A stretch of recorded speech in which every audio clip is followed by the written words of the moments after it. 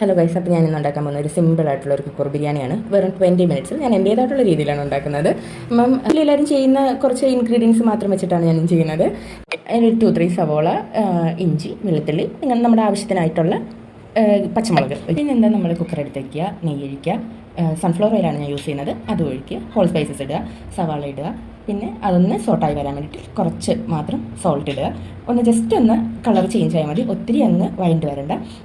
തക്കാളി ഇടുക, തക്കാളി ജസ്റ്റ് ഒന്ന് സോട്ടായി വന്നാൽ മതി. അപ്പോഴേക്കും നമ്മൾ ഗ്രേറ്റ് ചെയ്ത് വെച്ച് ഇഞ്ചി, വെളുത്തുള്ളി, പച്ചമുളക് ഇത് ഇത്രയും കൂടി ഇട്ട് ഒന്ന് മിക്സ് ചെയ്യുക.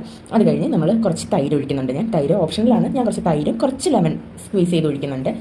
ഇതെല്ലാം കൂടെ മിക്സ് ചെയ്ത് ഞാനിതിൽ ചേർക്കുന്ന പൗഡർ എന്ന് പറയുന്നത് ഞാൻ ബിരിയാണി മസാലയാണ് യൂസ് ചെയ്യുന്നത്. അതും ഞാൻ കുറച്ച് മാത്രം മുളക് പൊടി ഇട്ട്, മല്ലിപ്പൊടി, മഞ്ഞൾപ്പൊടി ഇത്രയും കൂടി ഇട്ട് ഒന്ന് മിക്സ് ചെയ്ത് അതിൻ്റെ ഗരം മസാല ഇട്ടു.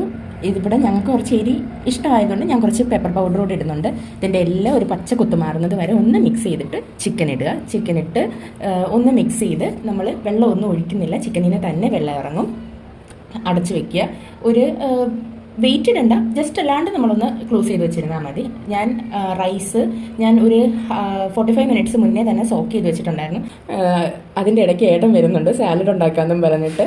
ഓക്കെ, അപ്പോൾ ഞാൻ ഒരു ഗ്ലാസ് അരിക്ക് 1 ഗ്ലാസ് വെള്ളം എന്നുള്ള രീതിക്ക് ഞാനൊരു 2.25 ഗ്ലാസ് വെള്ളം ഒഴിച്ചിട്ടുണ്ട്. കുക്കർ അടച്ച് വെച്ച് ഒരു 2 വിസിൽ വരാൻ വേണ്ടിയിട്ട് വെയിറ്റ് ചെയ്യുക. ആ സമയം ഞാൻ അതിൻ്റെ ഇടയ്ക്ക് ടേസ്റ്റ് ചെയ്യാനൊക്കെ പോകുന്നുണ്ട്.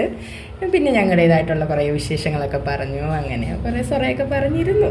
അപ്പോഴേക്കും 2 വിസിൽ വന്നു കഴിഞ്ഞു. അതിൻ്റെ ആവി ഫുള്ള് കംപ്ലീറ്റ് ആയിട്ട് പോയി കഴിഞ്ഞിട്ടാണ് നമ്മൾ ഓപ്പൺ ചെയ്യേണ്ടത്. റൈസ് നല്ല വിട്ടൊക്കെ വന്നിട്ടുണ്ട്. അപ്പോൾ ഞാൻ ഏട്ടന് ടേസ്റ്റ് ചെയ്യാനായിട്ട് കൊടുത്തു. ഏട്ടന് ഇഷ്ടമായി. അപ്പോൾ എല്ലാവരും ഒന്ന് ട്രൈ ചെയ്തു. അപ്പോൾ വീഡിയോ ഇഷ്ടപ്പെട്ടെങ്കിൽ എല്ലാവരും ഒന്ന് ലൈക്ക് ചെയ്യുക, ഷെയർ ചെയ്യുക, സബ്സ്ക്രൈബ് ചെയ്യുക. Okay, by.